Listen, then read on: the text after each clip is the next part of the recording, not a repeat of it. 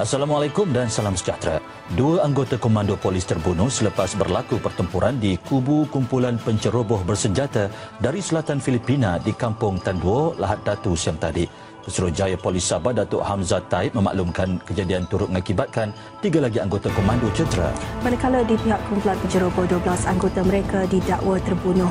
Menurut Datuk Hamzah, kejadian berlaku kira-kira jam 9.59 pagi tadi dan berlarutan antara 20 hingga 30 minit.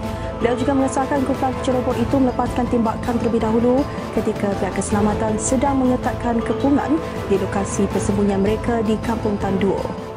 3 tahun berlalu, namun kebimbangan terhadap ancaman pencerobohan pengganas Sulu yang berlaku pada awal Februari 2013 terhadap Kampung Tanduo, Lahad Datu masih dirasai hingga kini.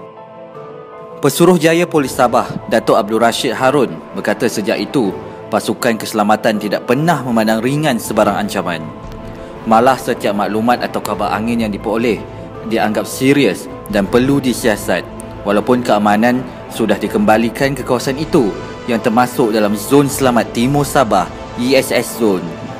Tarikh 9 Februari 2013 menjadi detik hitam sejarah negara apabila kira-kira 150 penceroboh dari selatan Filipina mendarat secara berperingkat di Kampung Tanduo sebelum kehadiran mereka dilaporkan kepada polis 3 hari kemudian.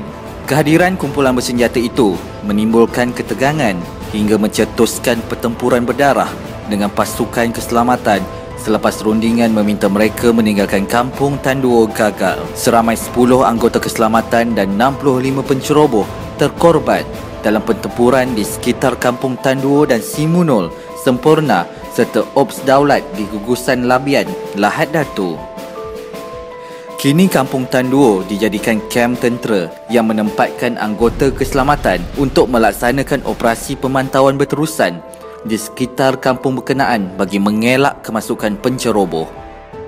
Bekas penduduk Kampung Tanduo, Ben Hamid, 51 tahun, sukar melupakan peristiwa hitam itu yang mengubah kehidupannya hari ini.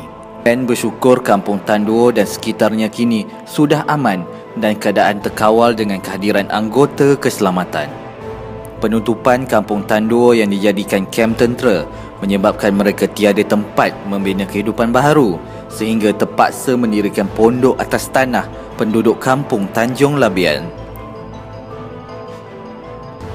Katanya keadaan mereka tidak berubah, masih juga menumpang kebun sawit dan tinggal di pondok secara ala kadar. Semuanya angkara penceroboh yang memaksa kami lari ke Kampung Tanjung Labian untuk mendapatkan perlindungan. Difahamkan penduduk Kampung Tanduo yang tinggal sementara di sekitar Tanjung Labian, Tanjung Batu dan Sungai Merah belum disediakan penempatan baharu kerana masalah dokumen serta isu teknikal membuatkan hidup mereka terus terhimpit dan tidak menentu. Sekarang kami kan tidak selera lah tinggal begini. Ya, selama-lamanya kan mau kami sekarang suka bisa cepat-cepatnya lah. Habis kami tak tahan sudah di sini, nyamuk pun ya tahulah budak-budak begini yang tidak menahan sudah. Kalau hujan memang ya di situlah yang menderita. Sementara itu, Ketua Masyarakat Zon Labian, Asafal Alian, berkata keadaan kini sudah aman dan penduduk kembali menjalankan aktiviti seperti biasa. Katanya, penduduk juga tidak merasa takut kerana anggota keselamatan masih melaksanakan pemantauan selain mengekalkan pos kawalan mereka di sini. Penduduk kampung boleh menjalani kehidupan mereka seperti biasa, anak-anak pergi ke sekolah. Lepas itu penduduk kampung yang bekerja di sektor swasta, Felda pun boleh bekerja seperti biasa. Dan kesan-kesan daripada pencerobohan hari itu seperti rumah-rumah yang musnah kan.